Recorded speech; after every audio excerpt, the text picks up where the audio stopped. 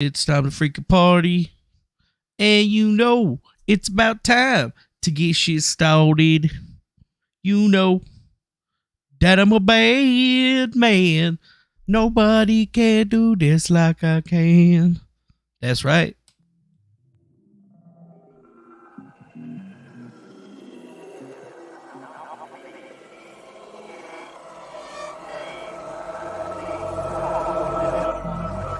Whatever we do, change comes. Coming with the implosion of our Imperium, and it's coming with the rapid degradation of the ecosystem itself. And there's nothing we can do to stop it. It's how we cope with this change. Will we respond rationally? Will we learn to speak to the world with a new humility and recreate structures within our own communities for sustainability? Or will we continue to live in illusion? And in a way, it's a matter of awakening ourselves to our new reality and responding to it.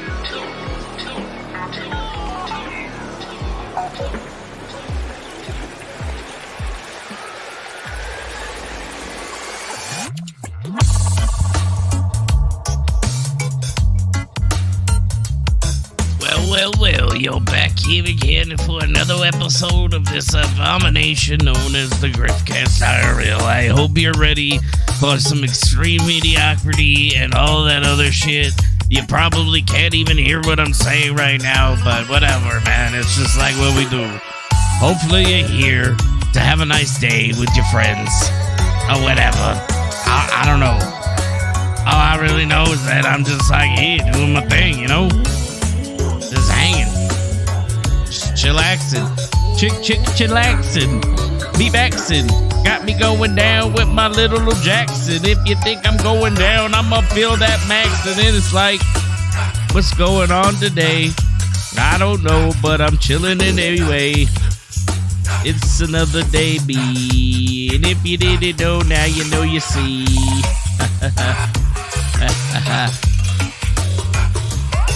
I might as well let the whole thing play out.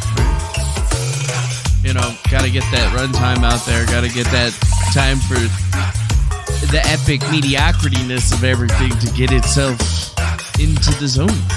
What zone, you ask? The danger zone, perhaps? I don't know.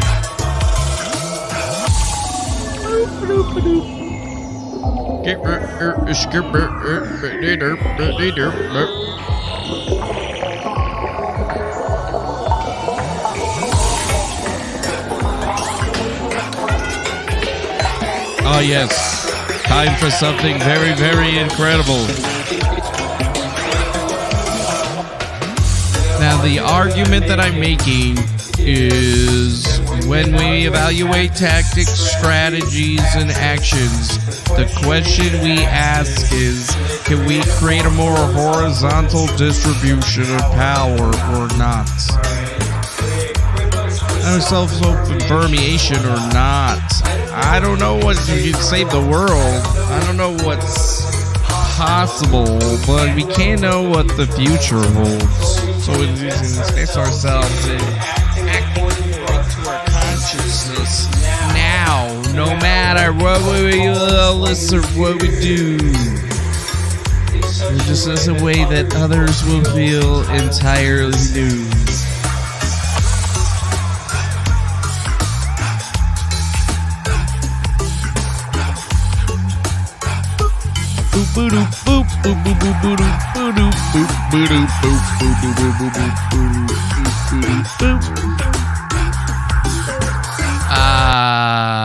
I like that sound. Hi, how's it going? Welcome back to another episode of the best worst show on the internet. I'll be your host today. My name's Manuel Chavez III, or the Turd, depending on how you know me. And I mean, it seems more or less, a lot of people know me as being a turd. So, you know what? It is, man. You just kind of got to go with the punches or whatever. You just got to roll with the flow. If you didn't know, now you know. Okay. So, what the have you guys been up to? You see there? I caught myself. I was about to say bad word, but I didn't say it. I said, what the fluff are you guys? What are you bad mother fluffers out there doing today? Huh? What's up, legends? Legendary people that show up in my computer screen or whatever and say words at me. Anyways, nice to see you. What's up, Noah? Yeah, how's it going, Virginia Olsen? What's up, J.R. Riggs? And I'm sure CV's kicking around out there somewhere. Maybe, you know, she's probably listening to some spaces or whatever, and they're like talking about the real issues and getting nothing done or whatever, which isn't too different than what we do over here, I would have to say. Do we get anything done? Have we done anything? Have there been any accomplishments out of this? I don't know. Probably. Doesn't really matter, though, if they actually exist or not. Because nobody really cares about any of that shit, man. So, yeah, we've been taking some time off. Had to do a little bit of work ski. Work ski's now done, although we still, you know, got shit going on or whatever. Everything's copacetic for me, I would have to say. Just getting on into the cold months, my friends. You know, when it starts snowing and it gets shitty to drive anywhere. Yeah, that shit's coming up for me faster than you could think. But that's okay. You know, we'll have to deal with it as it comes for us. But that's not what the show is about today. What's the show about today? Today, it's about, well, the news, apparently, because we talk about the news sometimes. I don't know. I've been kind of saving it up, you know, just watching the whole perspective align itself for everyone. Because, I mean, this, you know, if you haven't noticed, there's another global conflict that is brewing. Is it another global conflict, or is it considered to be part of the same global conflict? Well, there is another conflict that is occurring globally that is going to be occurring. Yes. And that occurrence is happening in Israel/Palestine. Some people may even call it, you know, East Palestine versus West Palestine. I don't know.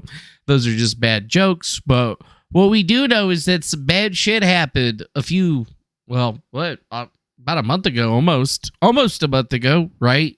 October 9th. Some bad terrorists, some Hamas terrorists, I guess, attacked some places like a music festival. God, music festival? What do you mean, music festival? It can't be real, dude. A music festival? Seriously, wait, hold up. Let me look at my PSYOP. It is a PSYOP screen. Okay, hold on a second. We got a music festival, and then all of a sudden some people are dying, and then, you know, conflict breaks out. Little different than what happened over here with the whole Las Vegas thing. But, you know, irregardless, that's, I guess, what spurred the conflict off. And, you know, it's a hard conflict to talk about. You know, if you're not Israeli, then I guess it would probably be better if you didn't talk about it, right? You know, you're not supposed to talk about it. You know, you put it into the quotation marks. But I feel like, you know, we got to talk about it, give people our thoughts on the matter. Because, you know, like, I've always cracked jokes and shit. I crack jokes all the time. I'm a jokey cracker, right? I'm a joke cracker. I'm not Jewish. So, you know, like, I don't know. I'm Catholic. You know, I don't have any Zionist pull to help my brothers or whatever. No, man. I want that shit back for us, motherfucker. What about the Zoroastrians, huh? Nobody talks about them. That's because all the Arabs and motherfuckers killed them or converted them. That's why. Anyways, that doesn't matter. We're not talking about that. We should talk about that at least a little bit. But yes, we're always talking about it. It's always like some place of conflict. Like before it was the breadbasket of the world. We were talking about Ukraine. Yeah, they want that. But that's Russia. And we don't like Russia. But, you know, in this whole Ukraine, Hamas thing, you know, it's a little bit harder to cut that distinction, isn't it? Right? You know, everybody could talk shit about Russia, but loves them some Russian twerk girls or whatever. But here we are in the Israel conflict, and I mean, this has been a thing that's been going on for a long time. You know, there's a lot of nuance to it. People are saying that it's their homeland, but then no, it's my homeland. No, it's my ancestral homeland. I mean, as far as we know, the conflict itself boils over the creation of the state of Israel after World War II, guys. Let's not get it twisted. That's when, you know, Israel existed before. I believe it was called Palestine or whatever, you know, I guess.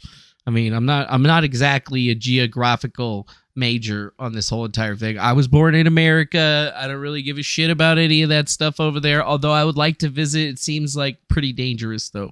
You know, I'm like, chances of dying are way less if I don't go, so I probably won't go. Anyways, so as far as we knew, the last time that we even heard anything about Palestine and Israel having, I guess, a greater conflict was just a few years ago, right? Like, maybe it wasn't that long ago, but it was when Bill Clinton, I believe, was in office. Do you guys remember good old Slick Willie, Bill Clinton, Benjamin Clinton, the guy that came on a girl in the White House or whatever, got impeached, sorta? You guys remember that shit? Probably. I don't know if you do or not, but as far as we are aware, as far as we're aware, or as far as I'm aware, like, we had this epic freaking, you know, ceasefire that had happened, and, you know, like, Israel was gonna be cool. That's where Benjamin Netanyahu came from. You guys don't know any of this shit? There was like a video I posted in a Discord not that long ago. Now I gotta go find it, but I'm sure it's pretty important to a lot of things because, you know, like, I wanted to become more abreast of the situation. Haha, I said breast. Do you guys like breasts? Yes. Good old PBS Frontline, baby. Good old PBS Frontline actually came onto the scene or in the news and gave us, like, I guess, a good understanding of it. I gave you guys 12 days to watch the whole motherfucker. So, you know, if you did it, whose fault is it? Mine or yours? It's yours. It's yours. Oh, well, I'm not in your Discord. Well, whose fault is that? Again, it's your fault, not my fault. Anyways, what's up, Rachel R? How's it going, MB? And what's up, Miss Hayes? Nice to see you all. Hopefully you guys are having a good day. Yes. The Israel-Palestinian peace process. Where did it begin? According to Frontline and PBS, their official channel, this thing all really kind of like winded down not that long ago in Oslo, because there was the Oslo Peace Accords. You guys remember the Oslo Peace Accords back in 2002, right? That was a pretty big one, pretty big good one for everybody to watch into. But yes, they said it was derailed and ultimately undone by the dynamic politics and violence on both sides. Violence on both sides. You got to remember, there's violence on both sides. Sure, this go around, I'm sure it was the Hamas that started it. But you know what? I guess you could say right now Israel's kind of finishing it. We'll see some pictures or whatever of the shattered dreams that were out there. And it's really crazy to think that a lot of this stuff could have, like, been, I don't know, fixed. You know, there was like a line for peace back in 2002. That's when I was in like high school, bro. I was 16 years old. I was cheerleading and I was holding asses and taking names. It was great, dude. So, is it the apocalypse? Like, you know, is it something that's crazy that has to be here? Does everybody have to be special? I'm not special. I'm just a regular ass dude. No, I have special qualities and abilities, but they don't make me better than you. They just make me different. And is that good? No, it's not good because you don't like it. Anyways, when we look at this conflict, it just makes me wonder, you know, what happened to Ehud Barak? What happened to Yasser Arafat? What happened to Shimon Peres, Sebat Iraq, Benjamin Netanyahu? Were all these key figures in the shattered dreams of peace and the road to Oslo? You know, if you look back into the history of things, Benjamin Netanyahu was the guy that basically almost, not single-handedly, but he was the person in charge of Israel's, like, more, I would have to say, right-wing party, in the fact that they didn't want to give up anything. They didn't even want to even think about having any type of peace with the Arabs or, you know, the Muslims or the Hamas or whatever you want to talk about it. But I mean, literally, like one of the craziest things, like Hamas goes all the way back to 1996. Even before that, the Oslo Peace Accords themselves were supposedly signed in 1993, but it's just been completely and utterly destroyed through everything. I mean, you gotta watch this thing. It's crazy. It's crazy, dude. You gotta look at this. This is crazy. During the last week, the Mideast crisis boiled over again. More suicide bombings. Israeli More reoccupation tanks of Palestinian towns. Yeah. Then Well, here you go. The American president set forth his vision for George peace. W. My vision is two Bush. states, living side by side in peace and security. Yeah. 2 states, side by side, peace and security. I feel like it's just the oldest story. This was something that we've been hearing about for a very, very long time. Mm-hmm.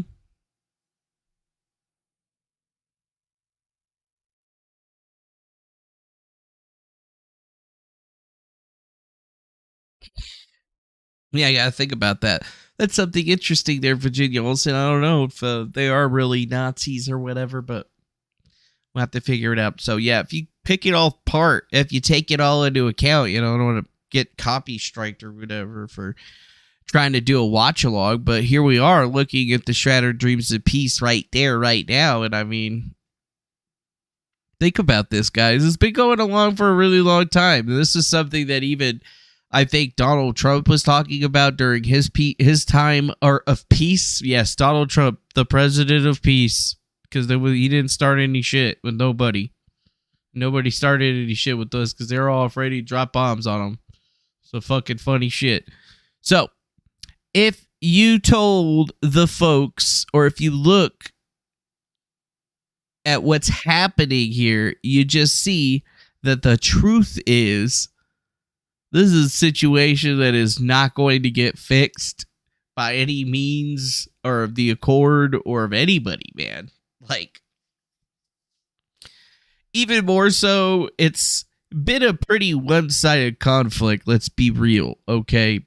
What always seems to happen is that some Hamas terrorist is going to get retribution for the Israelis because the Israelis are taking over towns and basically causing genocide and ousting people from their ancestral homes and then moving in Jewish people right behind them so that those people can't even get into their own homes and shit like that. I mean, the tactics may not be as brutal as what was done to them, but to be real, it's brutalization nonetheless. And I mean, if you're a Jewish person, if you find to be that offended, well, I don't really give a fuck, man.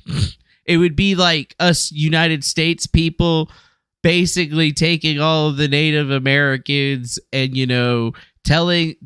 taking all of their homes, moving in American citizens and telling them that they had to move, but not helping them move anywhere or putting them anyway and basically making them destitute and homeless. I mean, it's fucked up.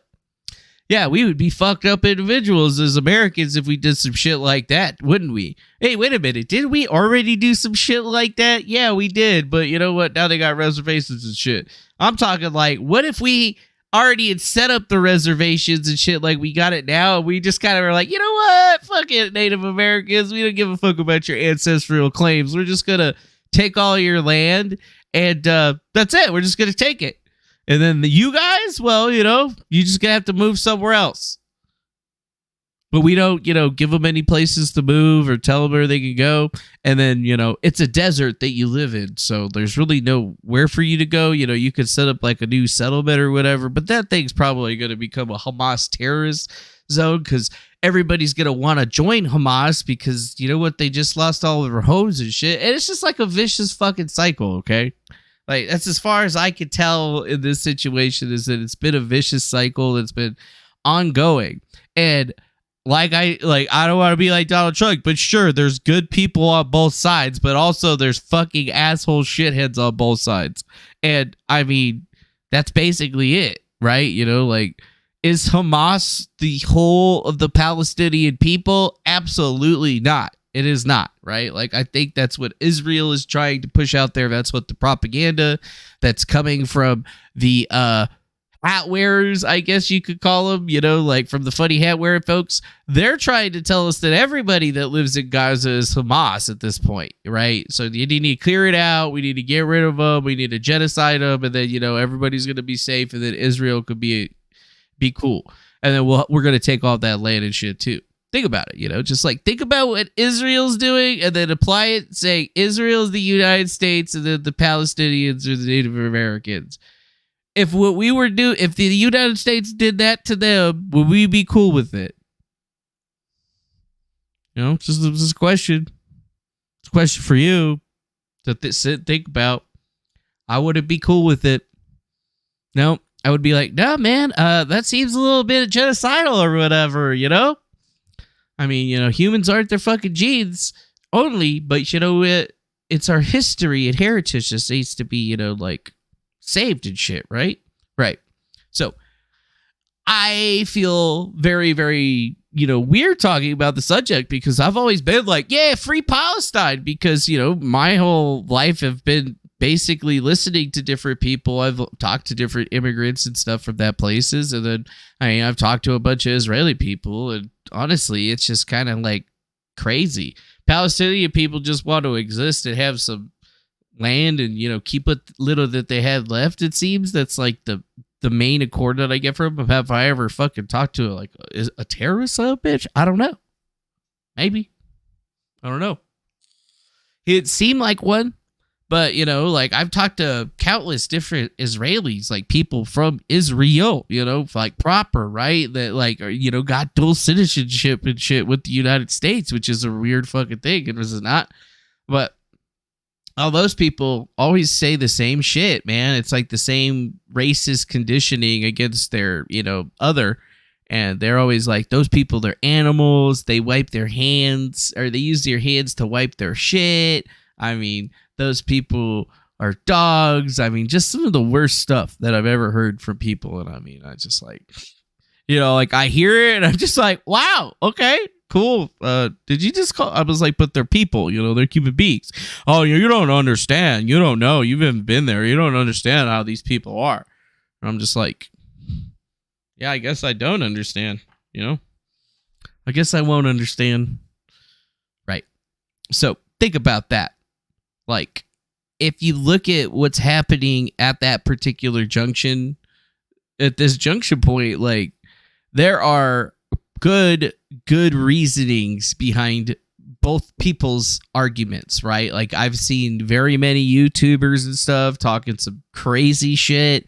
I've looked at that guy, what's his name, Hassan, who's like basically pro Hamas, getting dunked on by a bunch of other people about it. I've seen, you know, pro-Jewish Twitter accounts abounding themselves with propaganda and other things. I mean, it's almost on the daily. People are talking about propaganda coming out from both sides that's getting debunked in real time in like 2 hours and shit like that. So it's like the information landscape in this situation is very poor because, like, obviously the Israeli element of this is going to, you know, be able to take the cake on that one. They're going to have all of the technology, all of the money and everything to really make that happen. So any type of propaganda operations or anything that's happening with Hamas or whatever is still very much analog in the sense that, you know, it's people grouping up and getting in meetings and passing out flyers and stuff. It's the same issues that they were dealing with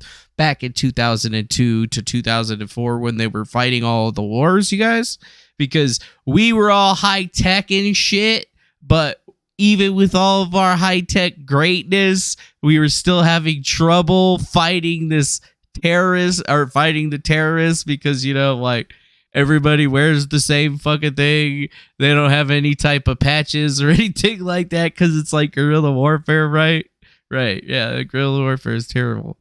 So think about that. Like, that's what we're looking at. We're looking at the same tactics, but now much later. So there's a lot of people that only look at the new style tactics and what's happening here. And I mean, it's very clear to me that there's a massive propaganda wave that's happening. There's a lot of people in the Americas that, don't want to support Israel in this war. Okay.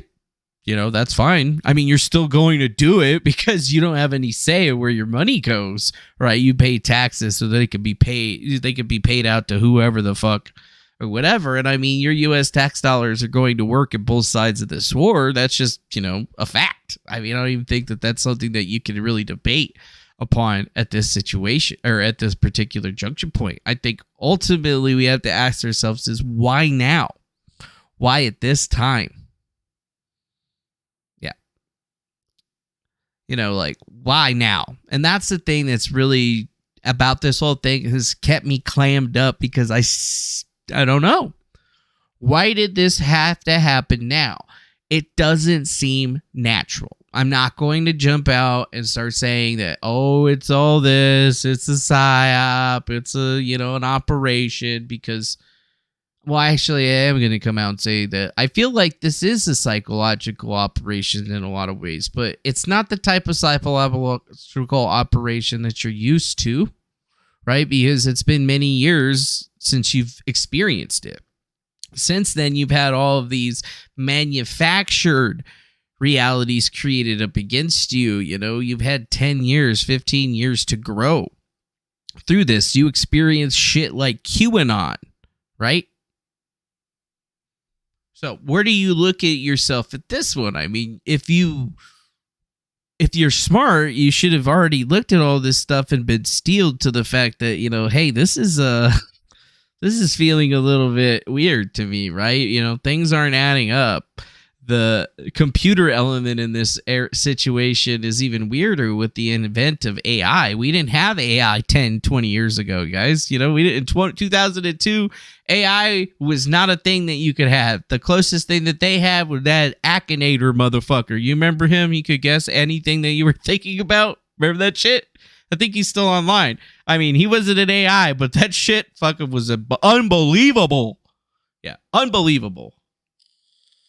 So think about this. We're looking at so many different levels of a psychological operation. Now, why did the terrorists or those Hamas terrorists target that location October 9th? That's the first question you're going to have to ask yourself.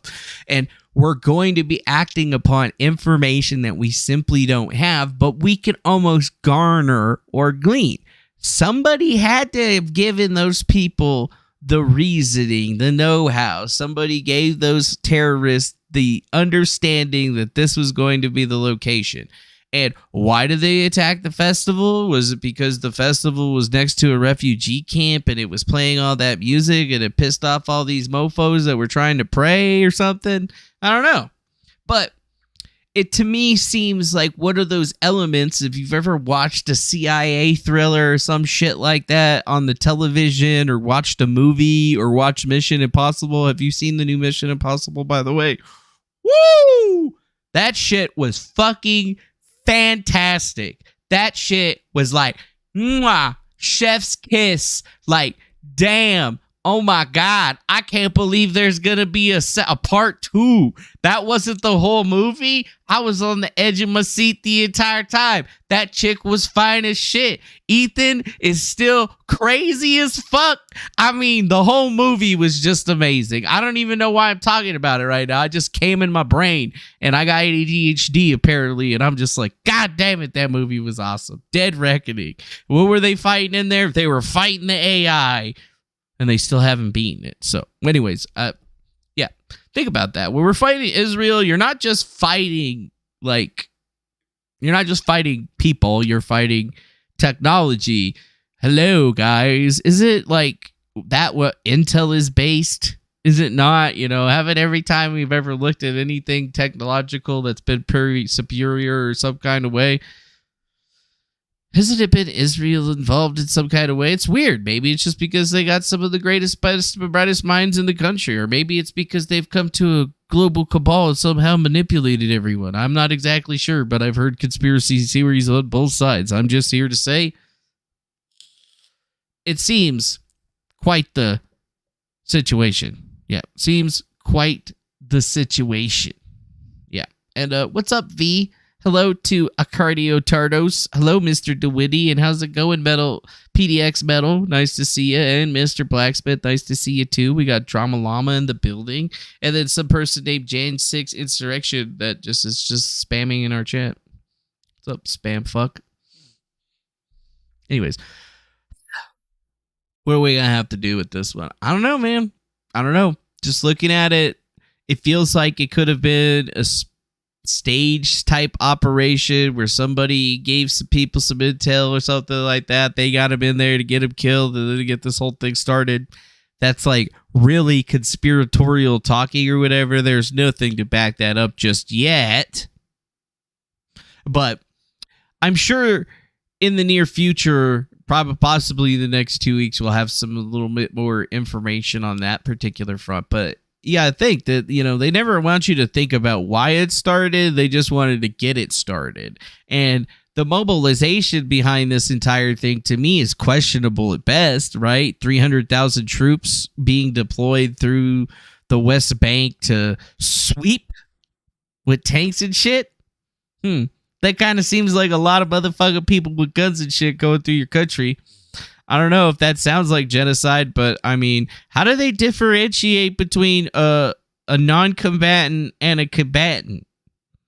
When they're dropping all of those bombs and stuff over there, how do they know it's Hamas and all this stuff? Well, it's not like they're going to give us their battle plans or, explain it to us, but you're supposed to be like, trust me, bro. Trust me, bro. Trust me, bro. And if you think about it, if it was planned in some kind of way, they had a very quick mobilization to the situation. Indeed, they've been blocking aid once again to the people in Gaza that live in a fucking desert where you can't grow anything or anything like that. They're kind of shitty for doing it, but at the same time, the place that they've been living their entire lives and their entire parents' lives and their entire parents' lives has just been taken away from them. And that's the same thing here, is that what happens if the United States gets taken over? I know, what the fuck, DeFango, but what if China, Russia, and Israel all come together as some fucking crazy access and take over the entire world? And then they start taking you Americans that are third and fourth generation that have been living here your entire life, or your grandpa's entire life and his grandpa's entire life. It would be the same feeling that you would be feeling, like I'm not that right. It'd be like the same type of thing, right? Be like, hey, no, this is our land and this is our homeland. Well, sorry, fuckers, we took your shit over. It's our shit now. It's no different, guys. It's no different. And I mean, this whole entire thing is biblical. Some people say it's biblical, but is it? Or is it somebody just trying to force some type of biblical prophecy? I don't know. If you look at what the Bible says, the Bible is a book that's allegedly written after the Torah, written during or around the same time that apparently the Quran was written, and all those books are still much younger than the book from the Zoroastrians. And even then, those are the people that were in charge of that area. And, well, there's not too many of them that are bitching about that nowadays, are they? No, it's because they don't fucking exist anymore. So, what do we like, or what do we see? What do we do? I don't know. Is this like Sodom and Gomorrah, or is this leading into some kind of pact that is going to, unify that area and bring about some type of biblical revelation? Maybe. I don't know. I'm pretty religious, but I know many of you guys probably aren't, but I've never found it to be good to be pious in those types of natures, because it's not helpful to anyone. Or at least is what I thought, right? Are we going to get peace? 7 years of peace? I don't know. I don't know. This is the kind of news that you get right here, like from the Washington Post from November 1st. Israel's strikes on Gaza refugee camps offer a glimpse of the war's destruction, which is right. I should probably refresh this so we can get the right video. Warning, video contains graphic content. But yeah. You know, you tell me, bro. They're digging people out of rubble and shit. And just regular ass people, bro. They're bombing all kinds of shit. Why?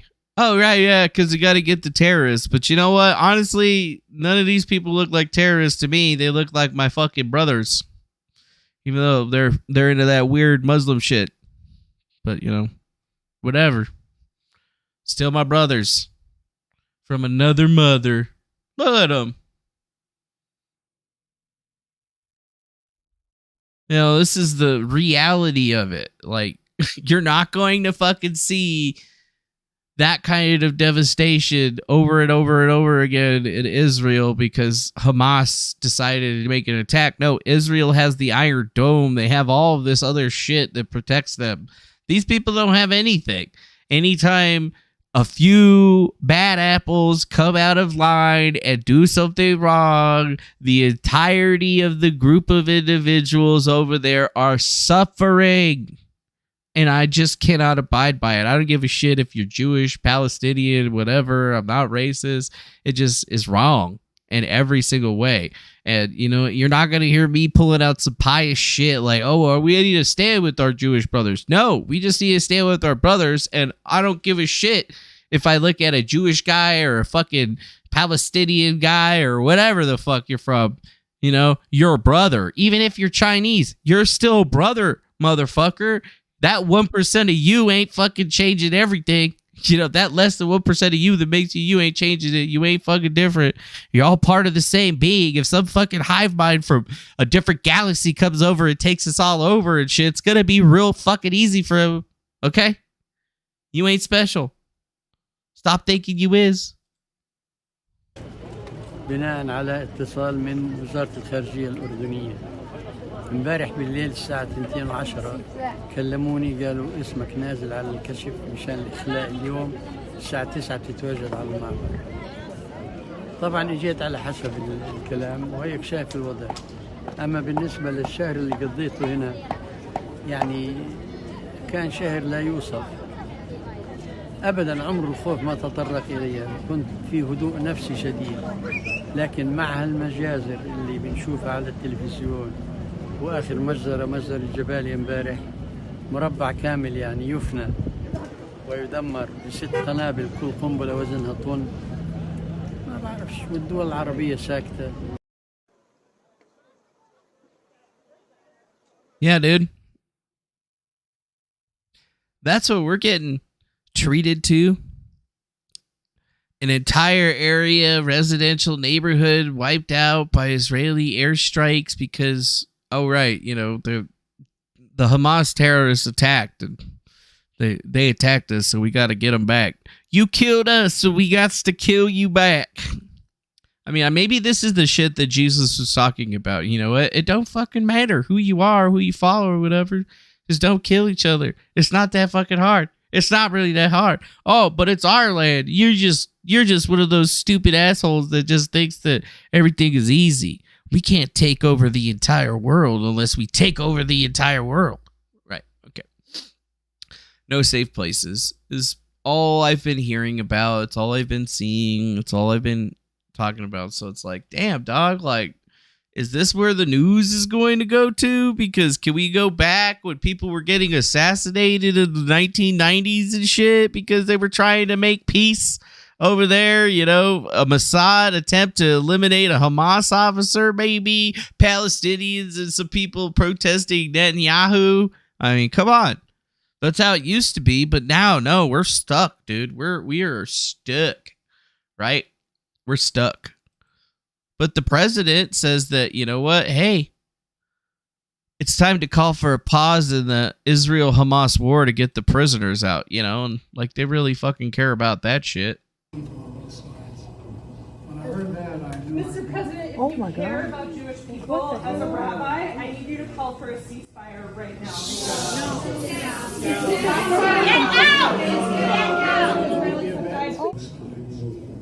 Get out!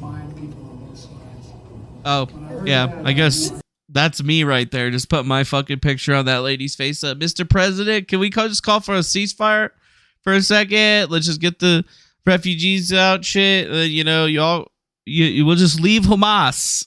Okay, if you're not a terrorist, Hamas son of a bitch, you get in the plane, and then we'll just fly them to the United States. Fuck it. We already got all the other people in here. Why don't we just bring them all into the United States? We just get a whole bunch of Palestinians. We'll just give them half of Texas and call it New Palestine. What? Oh, what? No, we can't give it to them, Texas. No, you're not giving them your land. Yeah. Hey, Texas, aren't you the one that's like got all that shit that says you can't talk bad about Israel in your constitutions or whatever? I don't know. Some weird shit. Yes. Let's pause. I think we need a pause to get the prisoners out. Just the prisoners. Negotiation to free 239 hostages, including children and the elderly, that have been continued since Hamas's terrorist attack that killed about 1,400 people in Israel. Damn. So is it 1,400 people? Is it more? How many people have been killed since then by the other side? Like, war's never good, but we've already been dealing this with Ukraine for how long now? Right? Over a year, daily in your face, same things happening. The only thing that we're not in right now is the United States is in a war. But word on the streets is that the Marine Corps didn't even get to have their birthdays because they're on red alert because they might be in a war or they might be getting deployed or something. And I mean, that's it. Think about that. Today, thanks to conservative Here's American Biden. leadership, Oh, wrong button. we're in a situation where safe passage for wounded Palestinians and foreign nationals to exit Gaza has started. The American citizens are able to exit today as part of the first group of probably over 1,000. We'll see more of this process going on in the coming days. We're working nonstop to get Americans out of Gaza as soon and as safely as possible. This is the result of intense and urgent American diplomacy with our partners in the region. I personally spent a lot of time speaking with the Prime Minister Netanyahu of Israel and the President Sisi of Egypt and others to make sure that we could open this access for people to get out. I want to thank our partners in the region, and particularly Qatar, who's worked so closely with us to support negotiations to Qatar? to I thought it was facilitate the Qatar. departure of these citizens. At the same time, But- we're continuing working to significantly step up the flow of critical humanitarian assistance into Gaza. The number of trucks entering Gaza continues to increase significantly, but we still have a long way to go. The United States is going to continue to drive humanitarian support for innocent people in Gaza who need help, and they do need help. We're going to continue to affirm that Israel has the right to and responsibility to defend its citizens from terror, and it needs to do so in a manner that is consistent with international and humanitarian law that prioritizes protection of citizens. We've all No, seen it's the a devastating it's a images farm from tractor. Gaza. Palestinian children crying out for lost parents, parents reasoning and writing their children's names on their hands and legs to be identified if the worst happens. It's okay. Kids are allowed to do that with me. Okay? Don't worry about it, all right? I don't blame her. Is it him or her? I don't blame her. Look, I don't blame her. the loss of every innocent life is a tragedy.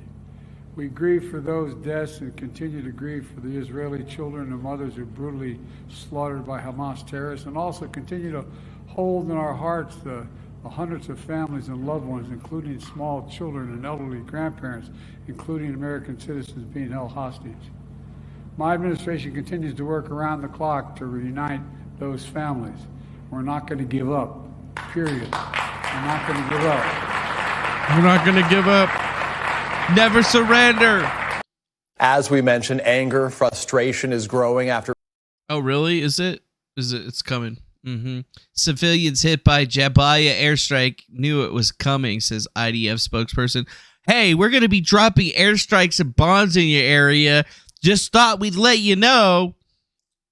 Oh, but we're not going to give you any time to get out. Yeah, I believe Pedo Pete was trying to give some parenting advice over there. We're fucking doomed. If we're not neck deep in a fucking global arsenal war or whatever, I'm gonna be fucking crazy. Crazy. Okay? Yeah. So, I don't know, man. It's so hard to even think how any of this stuff is supposed to be real anymore, but as far as I'm told that, yeah, you know, it's real. United States troop in Gaza reportedly on the table if Israel eliminates Hamas. The Biden administration is considering stationing troops in Gaza if and when Israel successfully eliminates Hamas. Oh, yeah, you guys are going to successfully eliminate Hamas, huh? Well, how do you plan on doing that? You going to do a little bit of fucking murder, maybe? You're going to murder all of them. It's a lot of people. Kind of fucked up. No. The U.S. and Israel are exploring options for the future of the Gaza Strip, including the possibility of a multinational force that may involve American troops if Israeli forces succeed in ousting Hamas. With the matter of saying, we will fight and we will win, says Benjamin Netanyahu in his second phase of the war against Hamas. We will destroy them. We will take them out. We will rip them from the ground and all their families and all their families' families, and then we will take their land because we are Israel, and that is exactly what we do. So, yeah, think about that. You got to really think about that. You got to think about that. What are they trying to do? What are they trying to prove? I don't know. But it does seem like it's not going to be a situation that's going to be too great if we were having any other time, you know? And I mean, think about it. When we have stuff like this, like Shani Alok's mother saying they can't have a real funeral for their daughter because they don't have a body. What? Yeah. This is an interesting one, is that, you know, they were making all kinds of news stories about Shani Alok and how she was taken by the Hamas terrorists and brutalized. And then they also said that she got beheaded. But at the same time, before she got beheaded, she was shown to be in the care of Hamas at like some kind of like sitting in, you know, get like in a hospital or something with like makeup on and shit. So like somewhere in between her getting paraded around in the back of a car with her like legs seemingly broken, then her seemingly being in a hospital looking like, you know, she might be on the up and up, to, oh, nope, they fucking chopped her head off and we don't have a body. Yeah, like the whole entire situation with this story was weird. It's one of the other stories that really made me just kind of wonder about this thing.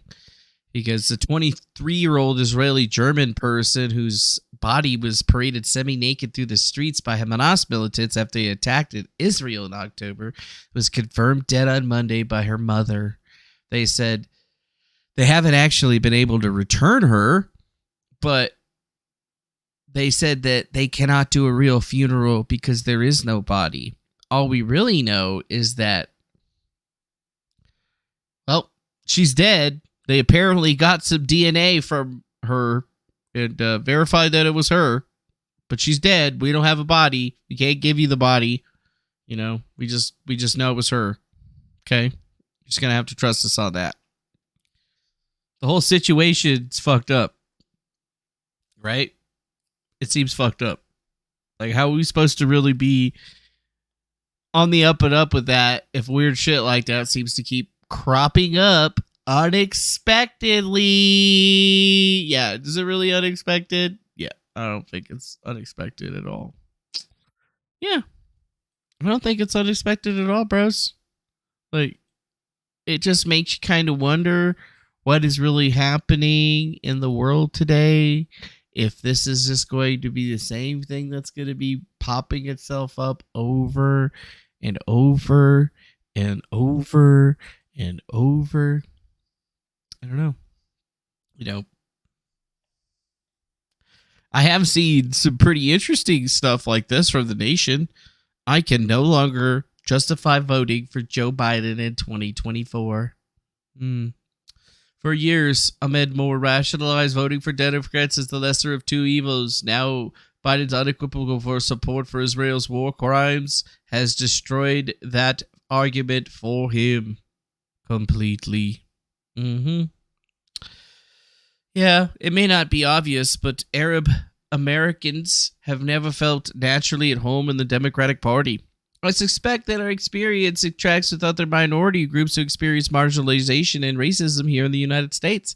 At least since the Clinton presidency, the party's agenda has exhibited centrist status quo tendencies, and for us, the status quo has been the source of harm, an ossified state of indifference to our needs and calls for justice.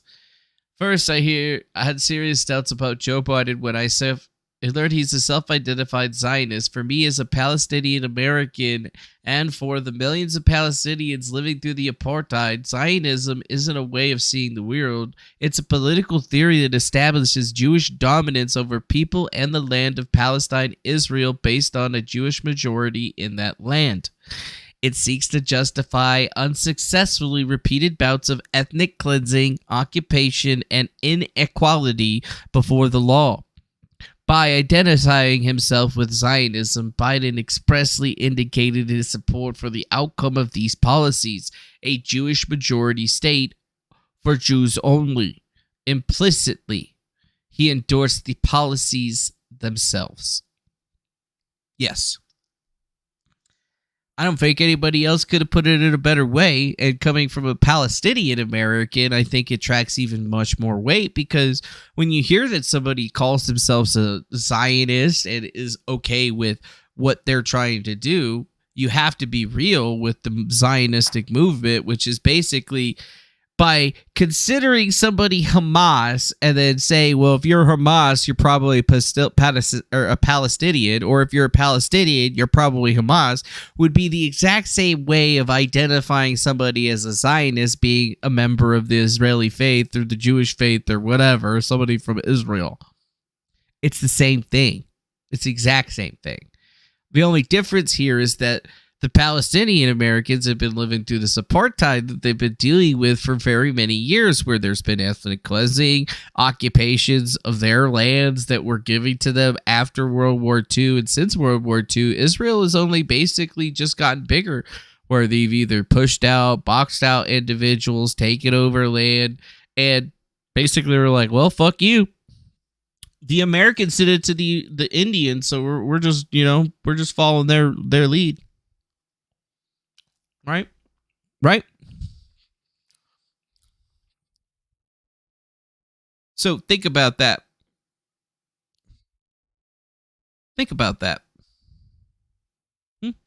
Like many in the coalition of progressive majority that drives the success of the Democratic Party, I arrived at it as an easy accommodation for myself. The moral challenge many of us faced in voting for Democrats is new. The Iraq War, which was supported by most of the party's leadership, made it difficult for voting for Hillary Clinton. The conventional argument admonishing progressives to vote for Democrats is, you have an obligation to help the poor fight inequality and work for the climate justice, radical justice, and reproductive rights and basic democracy. There is only one party in Washington willing to make a contribution to your goals. Therefore, despite Democrats' limitations, which include excessive corporatism and the institutional affinity for Israel, a neoliberal foreign policy, and an unwillingness or inability to tax the wealthy, you should vote for Democrats. Yeah. That's what we're really dealing with here, is we got people in the White House that are okay with ethnic cleansing and genocide, the same people that were all up in arms and supporting the Ukrainian people in their plight against the Russians, while at the same time there was literal fucking Nazis that they were like having us pay for and shit. And now we have Jewish people acting like literal fucking Nazis against Palestinian people, and nobody's batting a fucking eye. I mean, it's pretty simplistic of it, but like that is essentially what we're looking at here. And it's fucking crazy. It's literally the fucking craziest thing. This is the hardest thing to talk about on the internet, because you would have thought that, you know, the Jewish people would have been much kinder in retrospect, but, you know, sure, there was a lot of people on the other side that wanted their land back and shit because they didn't agree with the dispensation, as it were, in the first place. But, I mean, we're years and years past that. And the reality of the situation since 1996 and beyond, like, is that nothing has changed, homies. They've just been doing the same thing. They've only been gaining more and more land, and more people are dying and being removed and occupied. And there is no equality in that situation. And for anybody with any type of brain to try to argue with something different, like, it's bullshit, dude. Trying to say that you have some religious, like, seniority to a place is absolute horseshit. You know it. It's not an argument. Shut the fuck up. It all boils down to basic humanity. And I mean, the basic reality here is that U.S. foreign policy in this particular situation seems to be as such, is that we are going to support Israel in their fight against Hamas. But we are not going to fight Hamas for them. But we will invest high amounts of dollars and aid in order to help them out, to the point of, or the tune of, at least $26 billion on top of whatever else we're talking about here. Is that the House GOP is saying the Israel aid bill is going to add $26.8 billion to the deficit budget office. But that's what we're, I guess, willing to provide to Israel to help them fight their fight, right? Another $26 billion for a little more genocide. Why not? Fuck it. Huh. Yep. Adds $26.8 billion to U.S. budget deficit, according to a new report by the nonpartisan Congressional Budget Office. The bill that was championed by Speaker Mike Johnson pairs $14.3 billion in aid with Israel with $14.3 billion in cuts to funding to the IRS that would enacted the Inflation Reduction Act, the Biden administration initiative that was passed last year. But the CBO found that the IRS cuts coupled with Israel aid would lead into a $26 billion decline in revenue, contradicting the stated goal of offsetting the aid. Uh-oh. I guess that's really what it is, right?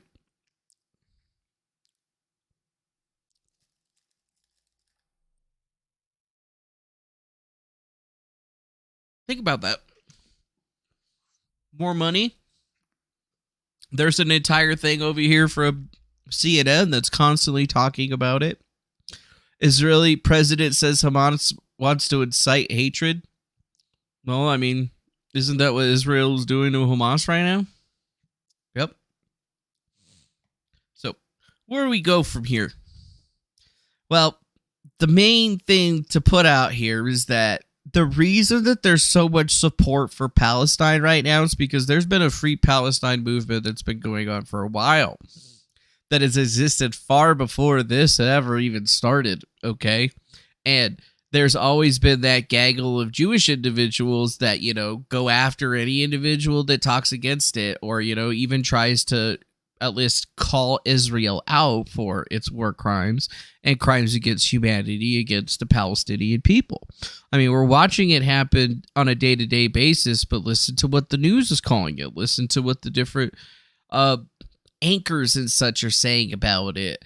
Go on to Twitter and see what the different people are saying about it, and then go watch the actual videos of what's been happening and see that, you know, every single time you see a video of the next person that Israel attacked because they're trying to take out Hamas, you're just seeing a bunch of regular-ass motherfuckers that are just, once again, getting devastated out of their homes and shit, to the point where oh, well, some Israeli people are going to come in and rebuild and take it over. No, you can't live here anymore.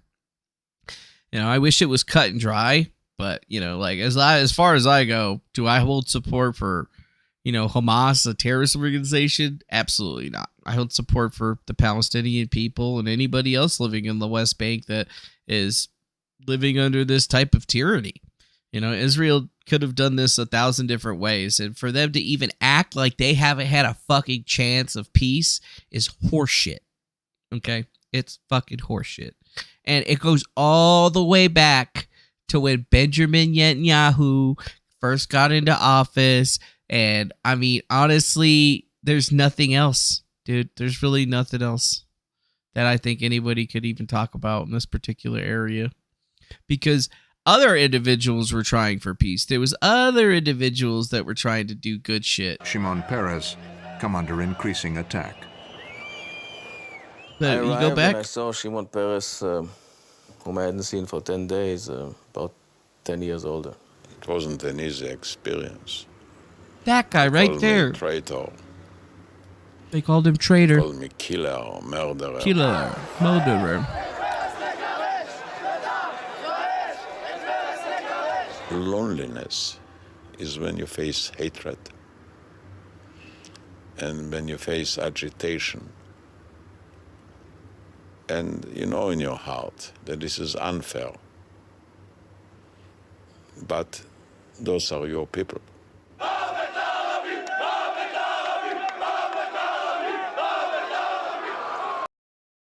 Yeah, that was the prime minister before Benjamin Netanyahu, and he was very, very big on this whole peace thing. But ever since Benjamin Netanyahu basically got into the joint, it's never really been about peace, and it's only gotten more and more brutal.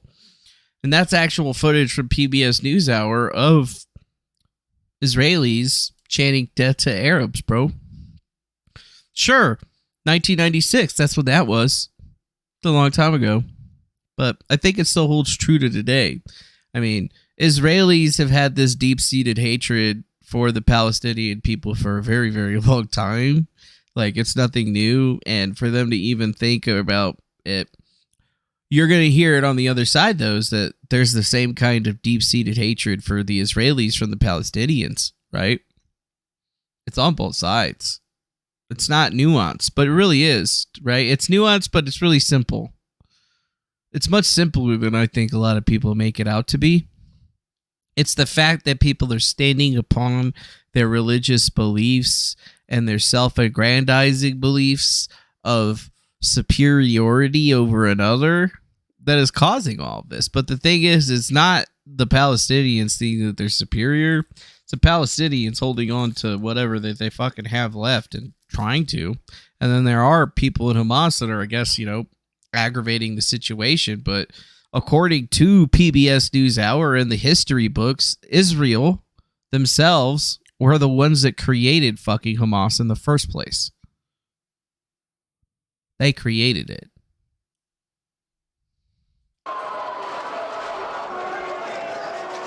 The next day, another suicide bomber. This time, Another the Tel Aviv suicide Mall, bomber. killing The 13 Tel Aviv Mall. and wounding 157 more. All of the dead are under 17 years old. Oh no. Everything was crumbling. People killed in Tel Aviv and Jerusalem. It was also an attempt to further stab the peace process. Yeah. The last time that they tried to get peace going on is when the attacks ramped up, guys. Like, every time they get close to some kind of peace or something like that, the Hamas people go and terrorize something. And then the Israeli people go and say something else. I mean, it's just the tale of this time at this point. It's like fucking Romeo and Juliet. Arafat orders his security forces to move against the Islamic militants. You see that? Yasser Arafat had a different way of dealing with all of this stuff. Instead of allowing Islamist supremacy or their supremacy to move forward, you know, like they were doing sweeps and stuff, but they weren't dropping bombs on these motherfuckers. They're just shutting them down.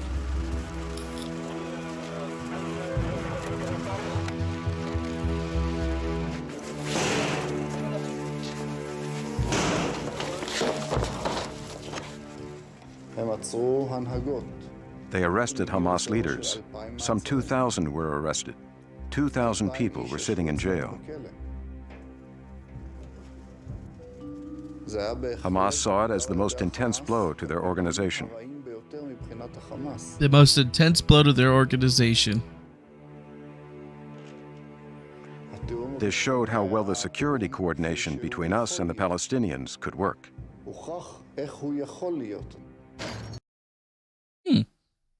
Wait a minute.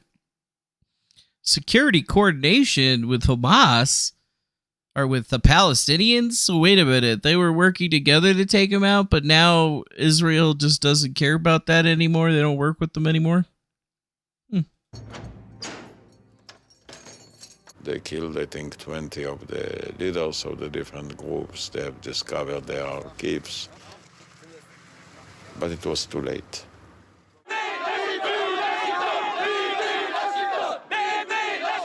Israeli opposition to the peace process coalesces around Benjamin Netanyahu, a brilliant orator who speaks to Israel's fears. We are here to prevent the establishment of a Palestinian state.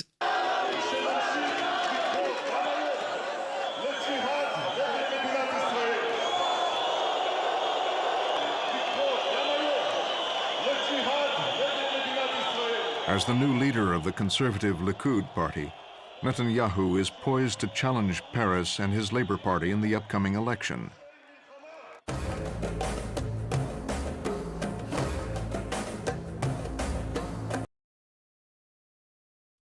Isn't he still the dude that's in charge? Right? He's still the dude that's in charge. To you and started to look, he's a pragmatic person. He's not ideologically committed. You can make peace with him. Give him a chance. Don't rush into conclusions. Don't. And I say, what? What? I told the chairman that he is very radical. I said then that I am not sure that he is recognizing the Palestinians as a people, as a nation. And he is focusing only on the Palestinian as a terror issue. The Likud party. The Likud party? Hey, look, it's the Officer Arafat. Not all of them, but a big section of them were against Oslo Agreement. I thought it was important to lay down the ground rules so that Arafat would know exactly where I was coming from. The 2/3 of the public supported Oslo at the time. The international community supported it. They really thought that Arafat meant peace. I didn't think that he meant peace. And I said I would honor it under two conditions. One, that Arafat honor it. The second was that I would reduce the dangers in Oslo, reduce the withdrawals, reduce the price that Israel would have to pay. After the election, Mr. Abu Mazen was brought secretly to Tel Aviv. He came along with the head of the security, the Palestinian security forces, Mr. Mohammed Dakhlan. And the two gentlemen simply said the following: "You have to help us. We don't know anybody in this new regime. We have to start a dialogue with them, and we should start immediately."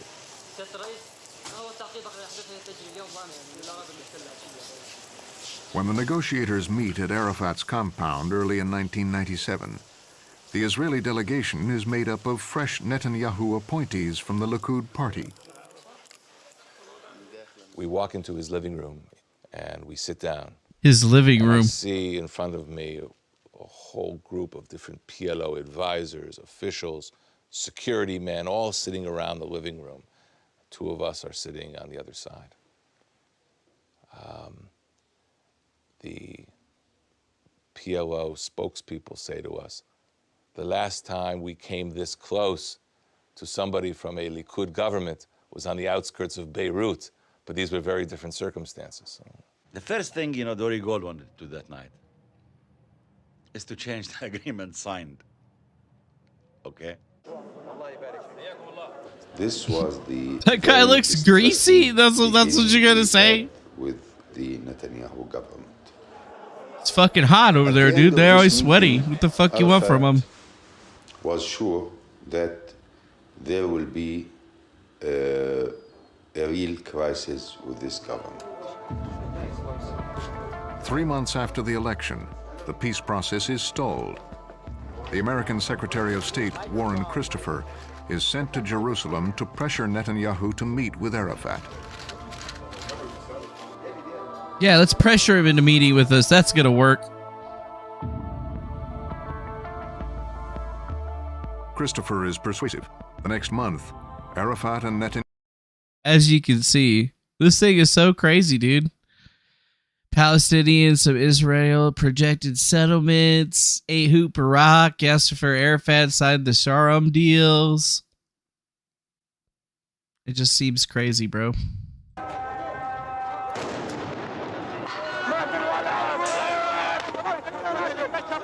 The boy's dead! In October 12, 2000, 2 Israeli reservists accidentally stray into Palestinian territory and are arrested by the police. Soon they are lynched by a Palestinian mob.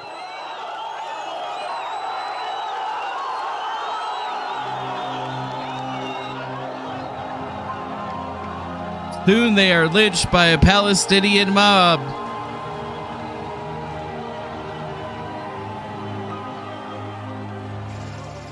Israel blames the Palestinian Authority for the murders, and within hours, attack helicopters destroy the police station.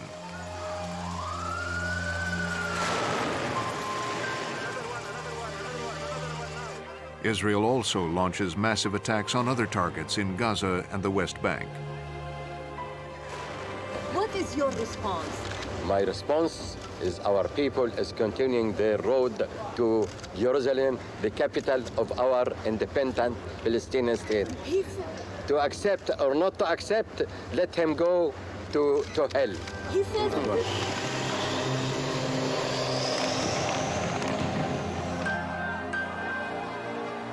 Each new day reaps its crop of victims. Oslo has never seemed more remote. In Israel, Barak's policies are blamed for the rapidly deteriorating situation.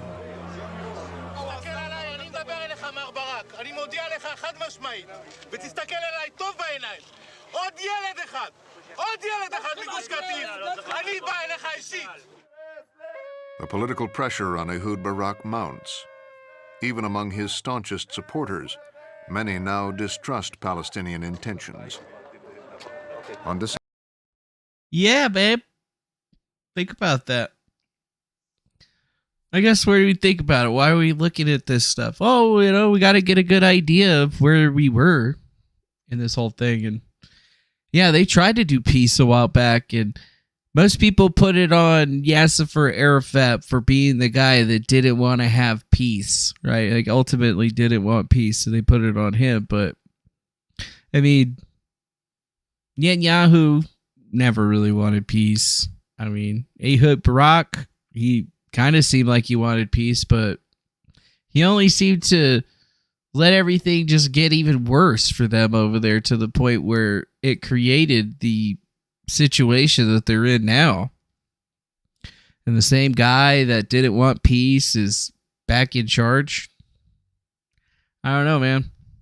This whole thing seems super fucked up, and I don't think that we even need to get biblical about it, because if you wanted to get biblical about it, technically all of that biblical shit already happened, didn't it? And nothing happened. So the main thing, I guess, to take away from here is that, I mean, you should probably stay away from this situation in regular life, right?